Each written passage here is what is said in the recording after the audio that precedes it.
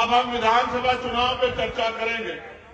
ये विधानसभा चुनाव क्यों होते हैं और 5 साल में ही क्यों होते हैं।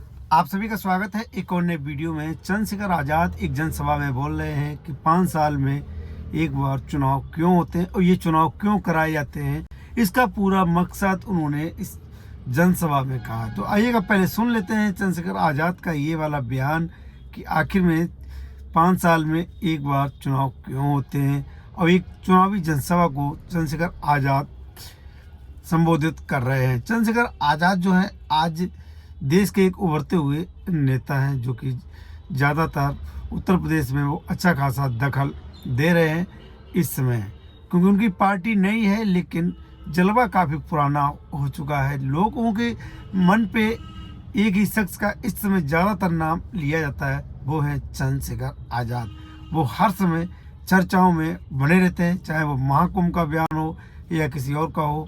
हर समय हर मुद्दे को लेकर के हर समय वो सोशल मीडिया पर एक्टिव नज़र आते हैं और धरातल पर भी अच्छे खासे नज़र आते हैं।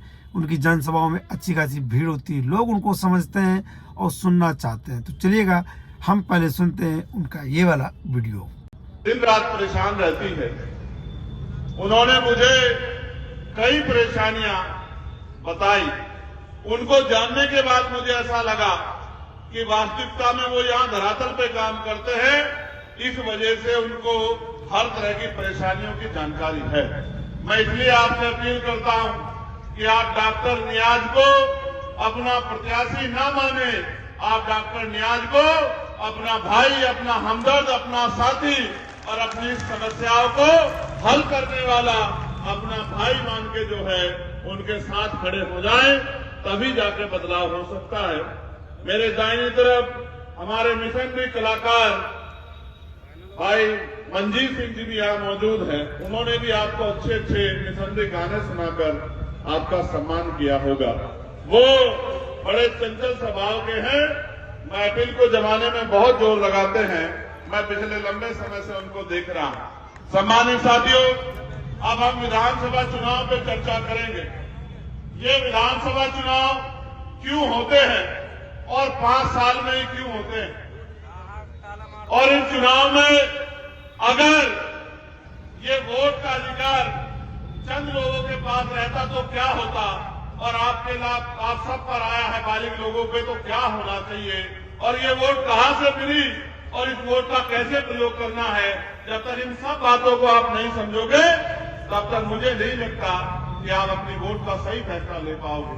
आज आप इतनी बड़ी संख्या में यहाँ हो तो याद कीजिए, कल हम इस देश में गणतंत्र दिवस मना रहे थे कि हम लोग गणतंत्र दिवस का सम्मान समारोह पर्व के रूप में मना रहे थे। यही दिल्ली में परेड हो रही थी।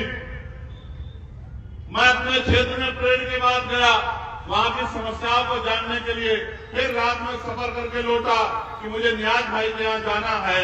एक दिल्ली वो है जिसको हम लोकसभा के आसपास देखते हैं, संसद के आसपास देखते हैं।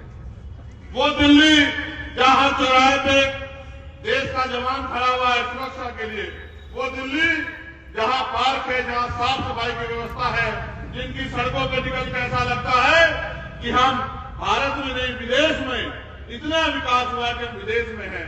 एक वो दिल्ली है जहां शाम के समय टैंकरों से पेड़ों को, फूलों को पानी दिया जाता है, साफ सफाई होती है और तमाम तरह की व्यवस्था होती है, साफ चौबंद है।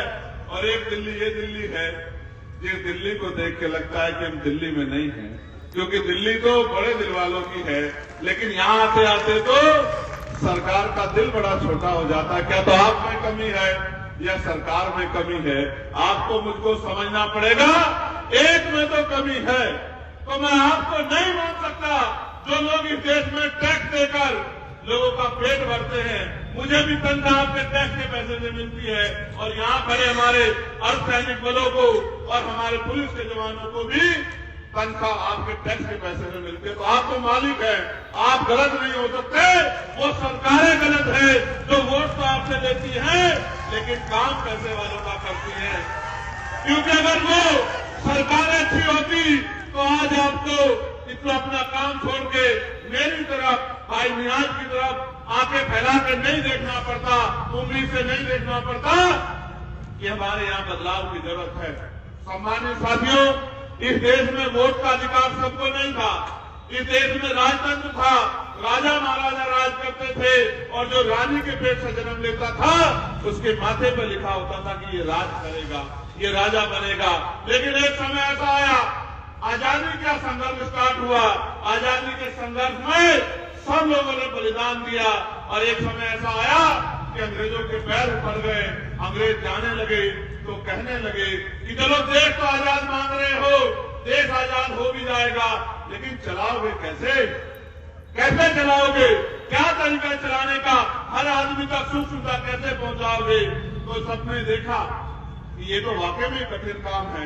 इसके लिए देश विदेश में जाया गया, हर आदमी से बात की गई, बहुत सरकारों से बात हुई कि देश कैसे चलेगा। अंत में एक दरवाजा खटखटाया गया, वो दरवाजा डॉक्टर बाबा साहब अम्बेडकर का था।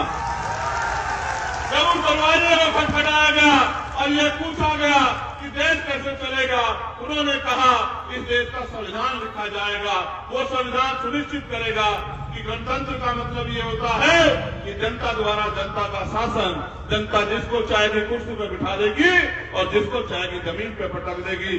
जनता का राज होगा, जनता के हित की बात होगी, कोई असमानता नहीं होगी, न सामाजिक रूप से, न आर्थिक रूप से, न राजनीतिक रूप से, न धार्मिक रूप से, कोई छोटा बड़ा नहीं होगा, सब बराबर होंगे। सबको पढ़ने का, लिखने का, नौकरी करने का, रोजगार करने का, आगे बढ़ने का, मुख्य धारा में आने का और सब जगह घूमने का अवसर और आजादी प्राप्त होगी। तो उन्होंने कहा फिर ये ऐसा है कि उसके लिए कमेटी बनेगी, ड्राफ्टिंग कमेटी एक सीमित समय में तैयार करेगी भारतीय संविधान को और 2 साल 11 महीने 18 दिन बाद वो संविधान बन के तैयार हुआ। मैं तो कभी कभी सोचता हूँ, तोमर साहब जब मैं सुनता हूँ गणतंत्र के कार्यक्रम को तो वो कहते आज हम आजाद हुए थे। मैंने दिल्ली में भी मीडिया को सुना, मीडिया वाले पूछते आज का दिन है, लोग कहते आजादी का जश्न मना रहे हैं। इसका मतलब हमारे यहाँ के लोग भोले हैं या जान बन के उनको भोला बनाया गया है।